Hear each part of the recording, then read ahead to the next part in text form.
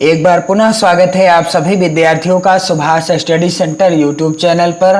और आज का यह वीडियो कक्षा 9 के छात्रों है तो काफ़ी ज़्यादा महत्वपूर्ण है, क्योंकि इस वीडियो के द्वारा हम आपके साथ साझा करेंगे भारतेंदु हरिश्चंद्र जी के द्वारा रचित प्रेम माधुरी पाठ का दूसरा पद्यांश, जो कि इस प्रकार से है। और इस पद्यांश का हम आपको संदर्भ, व्याख्या एवं काव्यगत सौंदर्य लिखने का तरीका बताएंगे। तो पद्यांश क्या है? जिय पैजु होई अधिकार तो विचार कीजे, लोक लाज भलो बुरो भले निर्धारिये, नैन श्रयन करे पग सब पर बस भाई, उते चली जात इन्हें कैसे कै संभारिये, हरिश्चंद्र भाई सब भांति सो पराई, हम इन्हें ज्ञान कही कहो कैसे कै निवारिये, मन में राहे जो ताहि दीजिए, विसारी मन आपे बसे जामे ताहि कैसे कै विसारिये। तो इसका संदर्भ आप कैसे लिखेंगे? तो सबसे पहले पद्यांश के प्रथम के शब्दों को और अंतिम के शब्दों को कुछ इस तरीके से आपको लिखना है ब्लैक पेन से, जी पै जू। फिर लास्ट के शब्द को लिखना है कै विसारिये। फिर आपको हेडिंग डालना है संदर्भ। और क्या हो जाएगा संदर्भ? प्रस्तुत पद्यांश हमारी पाठ्य पुस्तक हिंदी के काव्य खंड में संकलित प्रेम माधुरी शीर्षक पाठ से अवतरित है, जिसके रचयिता कौन है? भारतेंदु हरिश्चंद्र जी हैं। प्रस्तुत पद्यांश हमारी पाठ्य पुस्तक हिंदी के काव्य खंड में संकलित प्रेम माधुरी शीर्षक पाठ से अवतरित है, जिसके रचयिता कौन है? भारतेंदु हरिश्चंद्र जी हैं। और संदर्भ लिखते समय आप ध्यान देंगे, प्रस्तुत पद्यांश हमारी पाठ्य पुस्तक हिंदी आपको ब्लैक पेन से लिखना है, के काव्यखंड भी आपको ब्लैक पेन से लिखना है, में संकलित प्रेम माधुरी पाठ अथवा शीर्षक का नाम भी आपको ब्लैक पेन से ही लिखना है, तथा रचयिता अथवा कवि का नाम भी आपको ब्लैक पेन से ही लिखना है। तो कुछ इस तरीके से आप संदर्भ लिखेंगे। और आप इस पद्यांश का प्रसंग कैसे लिखेंगे? तो यहाँ पर गोपियां उद्धव के सन्मुख अपनी कृष्ण प्रेम जनित विवशता का वर्णन कर रही हैं। यहाँ पर इस पद्यांश के द्वारा गोपियां उद्धव के सम्मुख अर्थात उद्धव से अपनी कृष्ण प्रेम जनित विवशता का वर्णन कर रही हैं, अर्थात बता रही हैं कि हम कृष्ण के बिना कैसे विवश हैं, हम उनके प्रेम के बिना कैसे विवश हो जा रही हैं, अर्थात वो यहाँ से चले गए हैं और हम उनके बिना व्याकुल हो रही हैं। इसी का वर्णन इस पद्यांश के द्वारा किया गया है। और यदि आपने इस पाठ का जो पहला पद्यांश है, कूके लगी कोयले कदम्बन पे बैठ फेरी, इसका जो है संदर्भ, व्याख्या और काव्यगत सौंदर्य से रिलेटेड वीडियो ना देखा हो तो आप चैनल की प्लेलिस्ट में जाकर चेक कर सकते हैं और वीडियो देखकर अपनी नोट्स बना सकते हैं, अपनी परीक्षा की बेहतर तैयारी कर सकते हैं। तो चलिए, क्या हो जाएगी व्याख्या? जिय पैजु होई अधिकार तो विचार कीजय, लोक लाज भलो बुरो भले निर्धारिये। क्या हो जाएगी व्याख्या?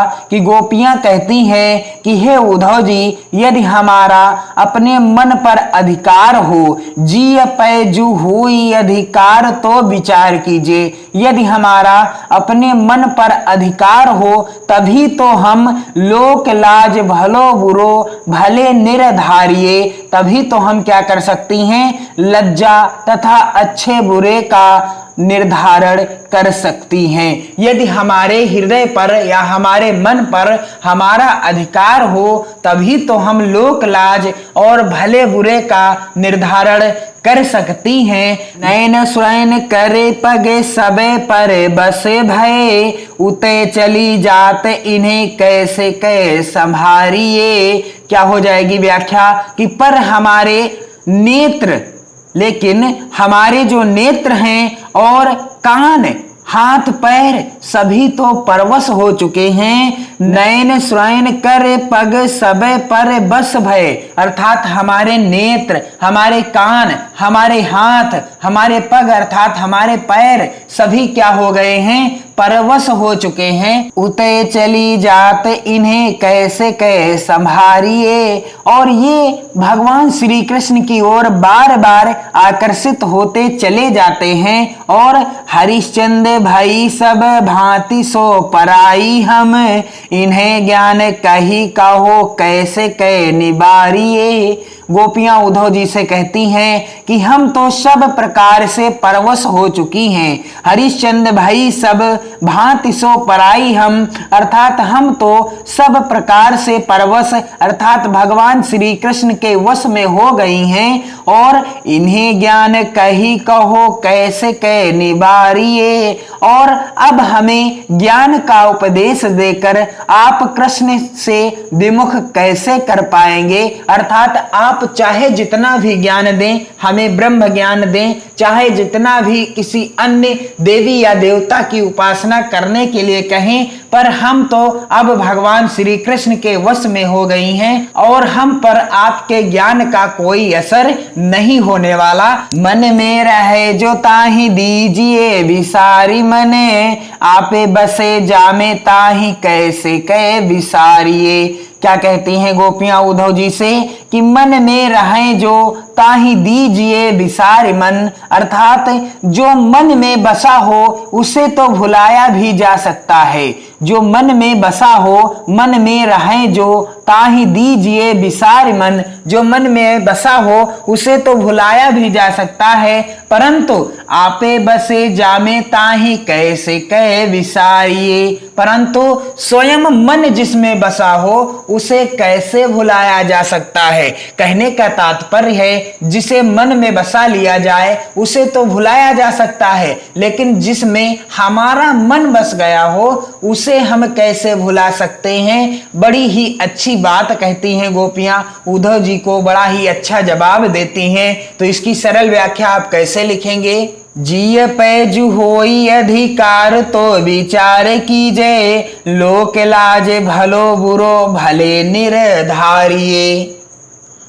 आपको इस तरीके से व्याख्या हेडिंग डालना है और क्या हो जाएगी व्याख्या कि गोपियां कहती हैं उद्धव जी से कि हे उद्धव, यदि हमारा अपने मन पर अधिकार हो तभी तो हम लज्जा तथा अच्छे बुरे आदि का निर्धारण कर सकती हैं। जिये पैजु होई अधिकार तो विचार कीजे, लोक लाज भलो बुरो भले निर्धारिये। नयन स्वयं करे पग सबे परे बस भये, उते चली जात इन्हें कैसे कै संभारिये। परंतु हमारे जो नेत्र हैं, कान हैं, हाथ पैर सभी तो परवश हो चुके हैं और ये तो बार बार कृष्ण की ओर ही आकर्षित होते चले जाते हैं। नयन स्वयं कर पग सबे पर बस भये, उतय चली जात इन्हें कैसे कै संभारिये। हरिश्चंद्र भाई सब भांति सो पराई हमें,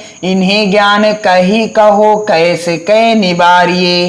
क्या कहती हैं गोपियां उद्धव जी से कि हे उद्धव जी, हम तो सब प्रकार से परवश हो चुकी हैं, अर्थात हम सब प्रकार से श्री कृष्ण भगवान के वश में हो चुकी हैं और अब हमें ज्ञान का उपदेश देकर आप कृष्ण से विमुख कैसे कर पाएंगे। अर्थात आप जितना भी चाहें हमें ज्ञान का उपदेश दें, परंतु आप हमें श्री कृष्ण भगवान से विमुख अर्थात उनसे दूर नहीं कर पाएंगी। जो हमारा उनके प्रति प्रेम और लगाव है आप उसे दूर नहीं कर सकते, हमारे लगाव को हमारे प्रेम को कम नहीं कर सकते। और आगे क्या कहती हैं गोपियां उद्धव जी से, मन में रहे जो ताहि दीजिए विसारी मने, आपे बसे जामे ताहि कैसे कै विसारिये। क्या कहती हैं गोपियां उद्धव जी से कि अरे जो मन में बसा हो उसे तो भुलाया भी जा सकता है, किंतु स्वयं मन जिसमें बसा हो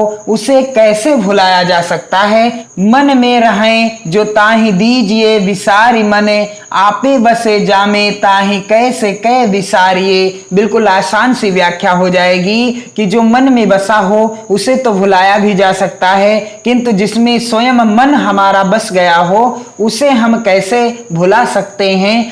तो इस पद्यांश का काव्यगत सौंदर्य आपको कैसे लिखना है, इस तरीके से आपको हेडिंग डालनी है काव्यगत सौंदर्य। और क्या हो जाएगा काव्यगत सौंदर्य? भारतेंदु हरिश्चंद्र जी ने गोपियों की प्रेम विवशता को बड़े मार्मिक शब्दों में प्रस्तुत किया है। और अगला बिंदु क्या है? भाषा। इस पद्यांश की भाषा क्या है? ब्रज भाषा है। इस पद्यांश की भाषा क्या है? ब्रज भाषा है। और अगला बिंदु है छंद। तो कौन सा छंद है? यह कवित्व छंद है। और अगला बिंदु है अलंकार। तो इसमें कौन सा अलंकार है? अनुप्रास अलंकार है। और आप ध्यान देंगे कि आपको इस पद्यांश का संदर्भ कैसे लिखना है, प्रसंग, व्याख्या एवं काव्यगत सौंदर्य कैसे लिखना है, मैंने आपको इस वीडियो के द्वारा अच्छे से बता दिया है।